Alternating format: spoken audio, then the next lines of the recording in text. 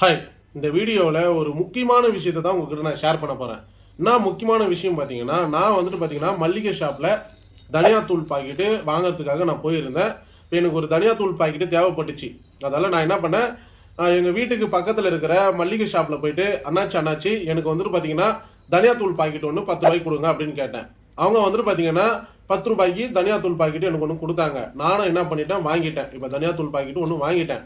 சரி, ஓகே. அப்படியே வந்துட்டு பார்த்தீங்கன்னா எடுத்துகிட்டு வரப்போ வந்துட்டு பார்த்தீங்கன்னா தனியாத்தூள் பாக்கெட் இது பத்தாது. அதனால சரி, ஓகே, நம்ம ஒரு 50 கிராம் தனியாத்தூள் பாக்கெட்டு வாங்கலாமே அப்படின்னு சொல்லிட்டு பிளான் பண்ணி நான் மறுபடியும் என்ன பண்ணேன், மறுபடியும் போயிட்டு இதை எனக்கு மாற்றிக்கின்னு எனக்கு ஒரு 50 கிராம் தனியாத்தூள் பாக்கெட்டு கொடுங்க அப்படின்னு சொல்லிட்டு அதே அண்ணாச்சிக்கிட்ட நான் கொடுத்தேன்.